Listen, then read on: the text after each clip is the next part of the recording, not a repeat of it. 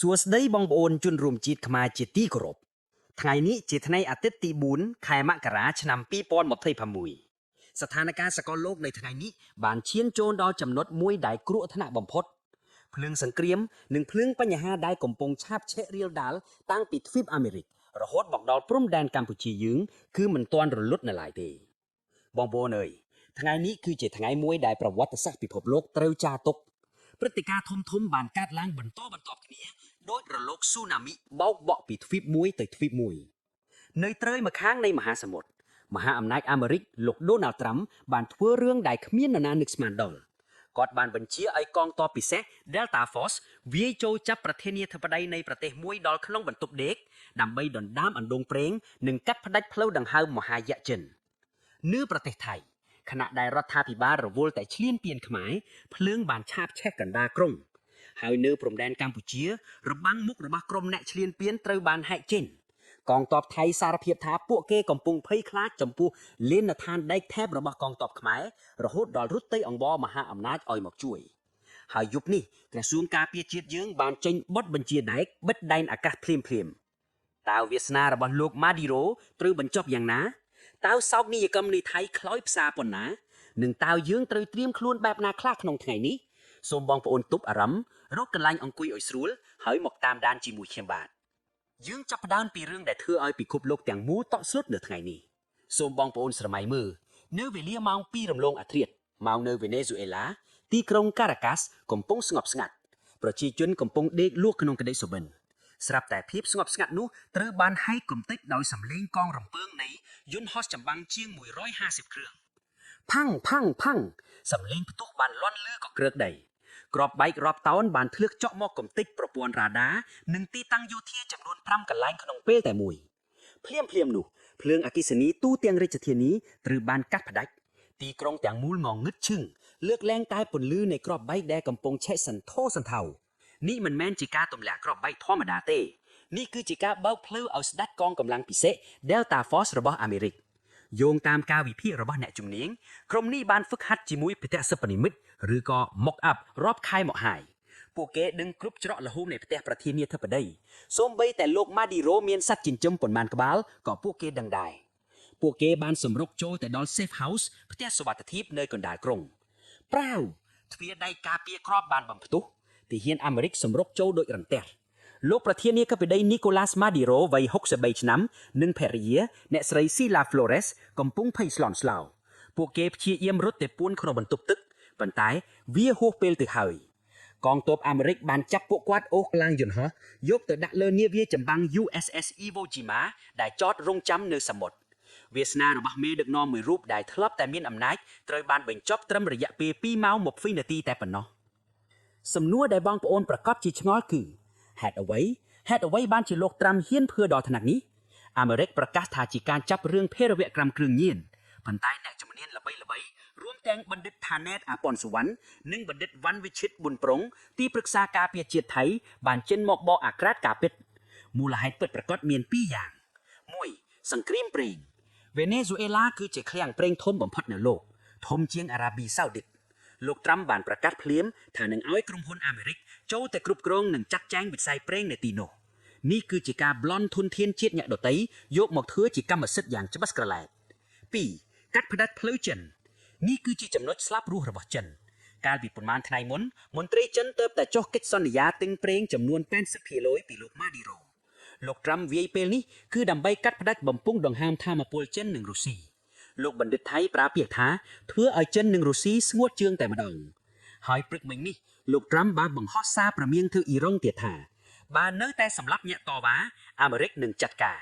ពិភពលោកកំពុងស្ថិតនៅក្នុងគ្រោះថ្នាក់ហើយរលកនៃសង្គ្រាមនេះក៏បោកបក់មកដល់ប្រទេសថៃដែរ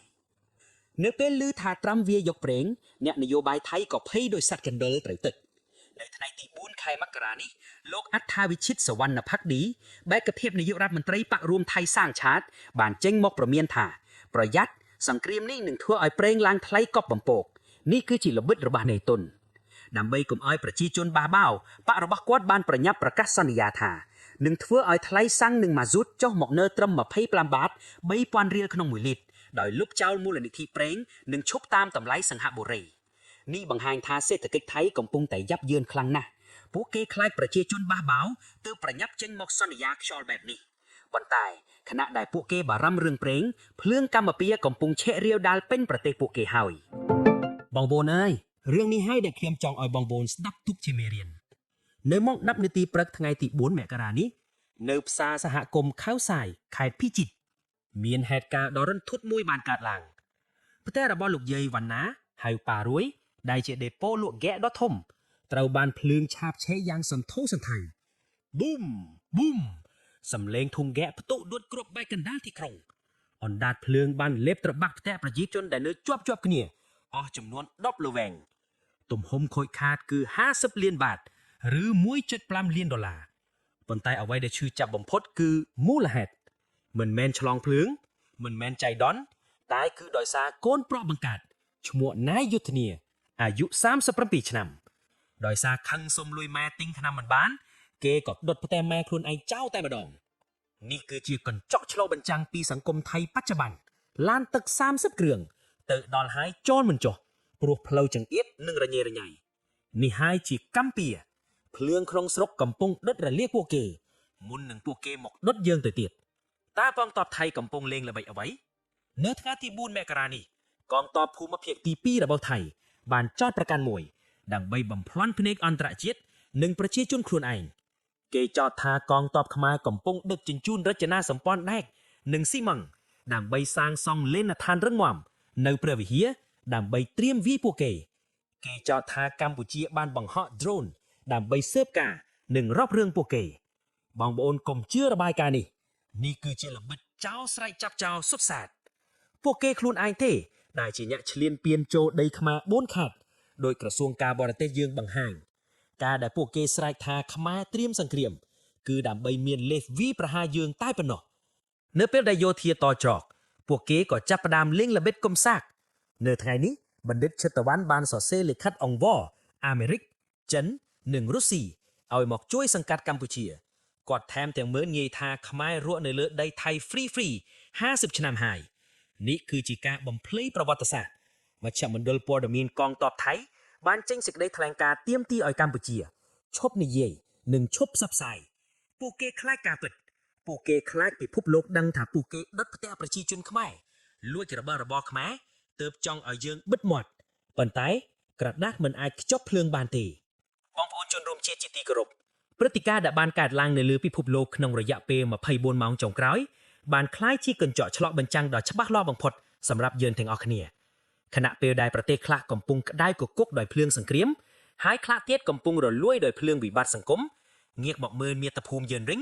យើងនៅតែអាចរក្សាបាននូវភាពរឹងមាំនិងអធិបតេយ្យភាពពេញលេញតើបងប្អូនដឹងទេថាភាពសុខសាន្តដែលយើងកំពុងមាននៅពេលនេះមិនមែនកើតឡើងដោយចៃដន្យឬដោយការបន់ស្រន់ទេនៅយប់នេះម៉ោងនេះមានមនុស្សមួយក្រុមដែលមិនបានគេងលក់ស្កប់ដូចយើងទេកាន់អាវុធជាប់ដៃនិងបើកភ្នែកធំឃ្លាំមើលគ្រប់ដង្ហើមចេញចូលរបស់ស្ត្រីនៅតាមជួរមុខនៃព្រំដែនដើម្បីការពារដំបូលផ្ទះជូនពួកយើងដោយពាក្យមួយឃ្លាដែលខ្ញុំបាទតែងតែចងចាំនិងចង់ចែករំលែកជូនបងប្អូនការតស៊ូដ៏លំបាកទ្រាំគ្រប់យ៉ាងរបស់បងវីរៈកងទ័ពទាំងអស់គឺជាការលះបង់ដ៏ធំធេងសម្រាប់ប្រទេសមួយនេះដើម្បីជាគ្រឹះសន្តិភាពដ៏យូរអង្វែងដូច្នេះសូមបងប្អូនកុំឲ្យការលះបង់របស់ពួកគាត់កាតព្វកិច្ចរបស់យើងដែលនៅខាងក្រោយគឺត្រូវចេះស្រឡាញ់គ្នាសាមគ្គីភាពរបស់ខ្មែរគឺជាកំពែងដែកដែលគ្មានសត្រូវណាអាចទម្លាក់បានឡើយសូមបងប្អូនជួយ share វីដេអូនេះដើម្បីជាសារជូនកម្លាំងចិត្តដល់វីរៈកងទ័ពរបស់យើងនៅជួរមុខសម្រាប់ថ្ងៃនេះខ្ញុំបាទសូមអរគុណនិង